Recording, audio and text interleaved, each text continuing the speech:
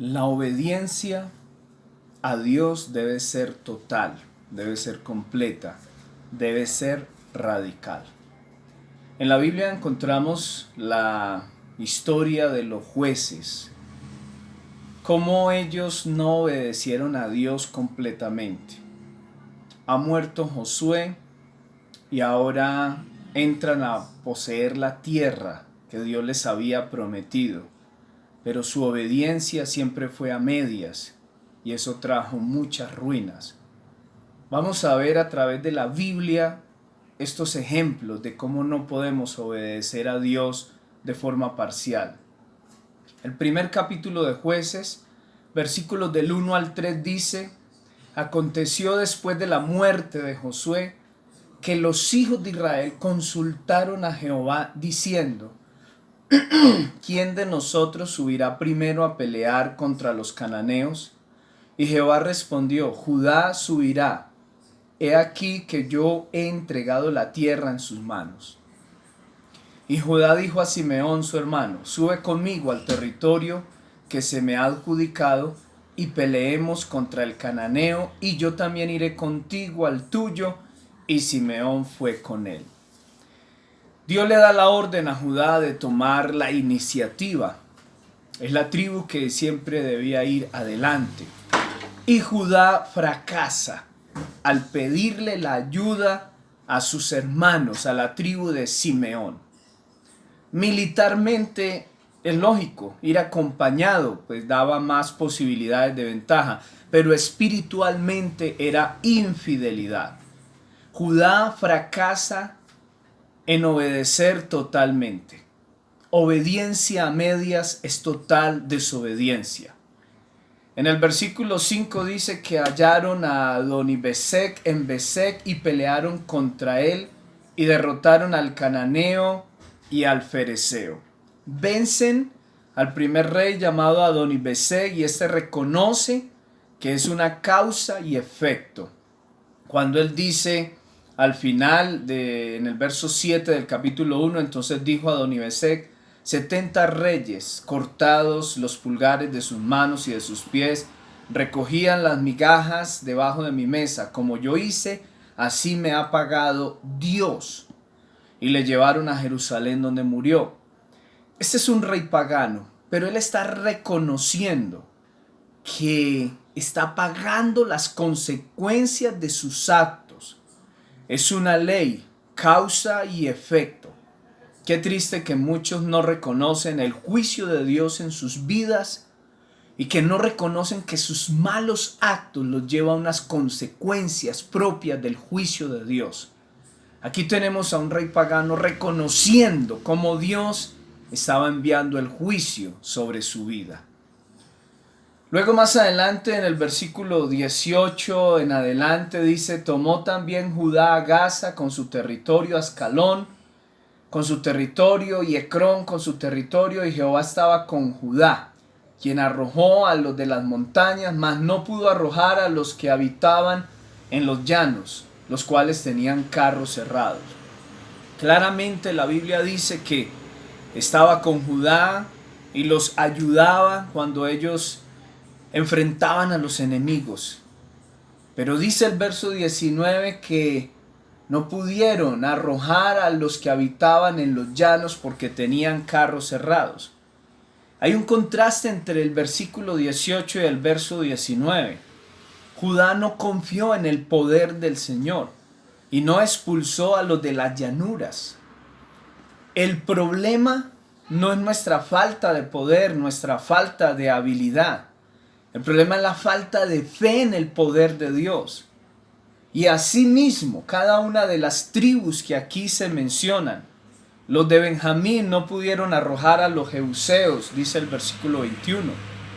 En el 22 hasta el 26, la tribu de José hace pacto con un cananeo, lo cual no se podía. El verso 27 al 28, Manasés tampoco expulsa a los enemigos, pensando primero en la economía, en hacerlos tributarios. La conveniencia triunfa sobre la obediencia. Ese fue el error de estas tribus.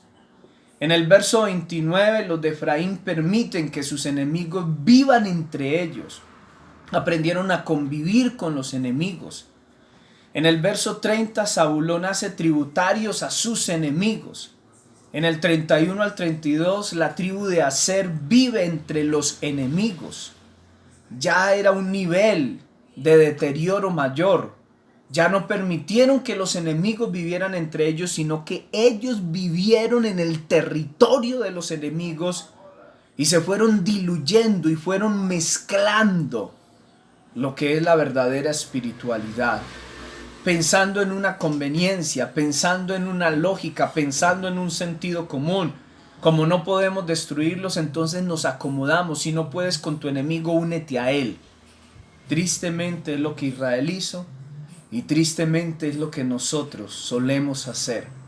Cuando Dios nos da una orden radical de expulsar absolutamente todo lo que no conviene, lo que no edifica, y nosotros consentimos en jugar con el pecado, con hábitos, con malas prácticas que a Dios no le agradan. Luego en el verso 33 del capítulo 1 de los jueces, Neftalí también vive entre los enemigos. Y así las tribus fueron perdiendo su identidad. En el versículo 34, la tribu de Dan tiene que retroceder hasta las montañas. Ya Israel es el que empieza a retroceder. Y al final termina el versículo 35 y 36 hablando de los límites de los cananeos. Habla de los límites del enemigo. Empieza Israel conquistando, termina hablando de cómo los enemigos se quedan en la tierra y establecen sus límites, porque Israel y sus tribus no cumplieron a cabalidad la orden de Dios. La obediencia tiene que ser radical, si no, no es obediencia. Somos más dados a seguir el sentido común que los mandatos de Dios, a establecer alianzas innecesarias que no convienen, a establecer unos vínculos que Dios detesta, que Dios aborrece y que Dios ha ordenado que no tengamos. Dios quiere tener el señorío en cada área de nuestras vidas. Luego en el capítulo número 2 del libro de los jueces, dice el verso 1, el ángel de Jehová subió de Gilgal a Boquín, porque en Gilgal fue donde Dios estableció el pacto con Israel. Y dijo, yo os saqué de Egipto y os introduje en la tierra de la cual había jurado a vuestros padres, diciendo, no invalidaré jamás mi pacto con vosotros. Dios les recuerda que Él va a estar siempre con ellos. Y en el verso 2 expone la radiografía cruda de lo que ellos hicieron con la desobediencia a medias. Con tal que vosotros no hagáis pacto con los moradores de esta tierra, cuyos altares habéis de derribar. Eso es lo que Dios quería, una limpieza a nivel espiritual. Mas vosotros no habéis atendido a mi voz. ¿Por qué habéis hecho esto? Aquí la cuestión no es que Israel no haya podido sacar a los enemigos. Y Dios realmente los ubica, los pone en el sitio y les dice, no es que ustedes no pudieron, es que no quisieron. Pero es que ellos tenían carros. No se trata del poder del enemigo, sino de la confianza en el poder de Dios. No pudieron o no quisieron. No rechazaron a Dios, pero tampoco lo habían aceptado por completo. Sabemos decir no puedo, y Dios aclara una y otra vez. No es que no puedan, es que no quieres. Dios nunca nos pondrá en una situación donde no podamos obedecer.